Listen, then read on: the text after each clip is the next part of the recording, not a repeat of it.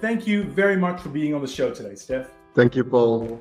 Talk a little bit about you. You operate a very interesting business in the European marketplace space. What kind of makes you guys different to most service providers out there? So, to give a bit of background, I've been doing this for 12 years. For 12 years, the majority of those years I was working as an interim manager inside companies to set up the operation to start selling to the consumer on the European level to marketplaces. So in 2018, I decided it makes more sense to design the operation completely from zero, specifically towards the needs of Amazon. So I call it IaaS, Amazon Infrastructure as a Service. Basically, we are an operator that does everything in-house, the VAT file, the customer support, the translations. So we have offered this operational structure to brands and to agencies to basically launch on a pan-European level in 9 countries in a matter of weeks. We are sort of an end-to-end solution we organize the import until the delivery, until the customer support, everything basically to start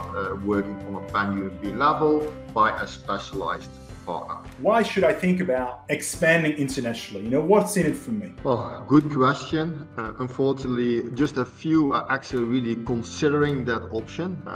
If you look on a European level, there are less than 2% actually selling on an international level. So the majority is like you, successful in a home country, and maybe reach maturity when it comes to market and your product to market fit. Now, if you then want to grow, basically you have 2 options, or you extend your product portfolio, which obviously is also an expensive project, or the other option that you have is basically reaching out new markets with existing products. Obviously, what is nice is when you use the Amazon platform, you take with you your ASIN with all the reviews related to it. And we really advise everybody to think without borders, because in my expertise and in my opinion, it's also the only way how to basically survive on the long term. The biggest thing that you should let go is basically choose the market that is most accessible, instead of focusing more on the market that brings the largest opportunity. How do you evaluate and make that trade-off? So what we typically do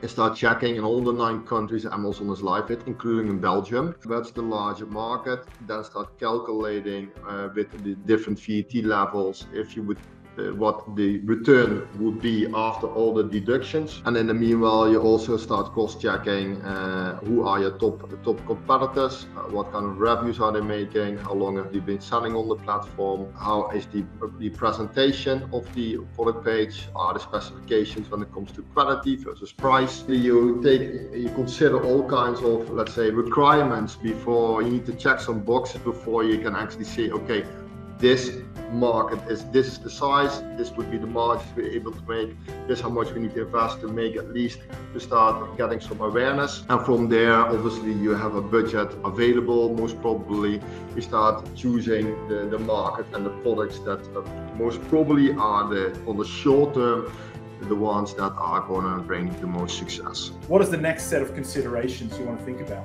So start with market research, then the operational part, and then basically making sure you're compliant, and then you should be able to make a plan available to start selling in Germany or any other country you basically want to start with. So there is no such thing as a European strategy. I always say you need to have a localized approach with a local partner that understands the market. Once you have that, then you can pretty much scale rapidly.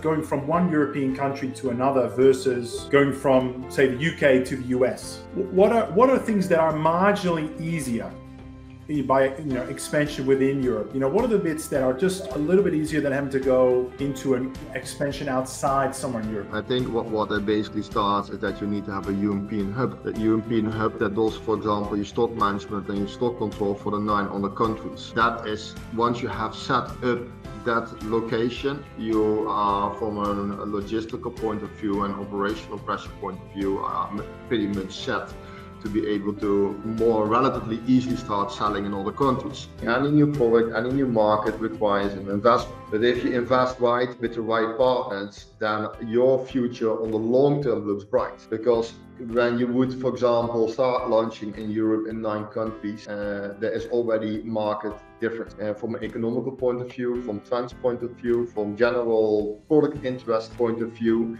You're able to diversify. So we are always trying to achieve the maximum result. But I think what's good to keep in mind, specifically in Europe, Amazon is an operating game. If you control the operations, then you're able to predict much more your success and also your profits. Marketing obviously is important, but without having a good structure in place, you're basically not able to survive, because the variable costs are completely different on country level.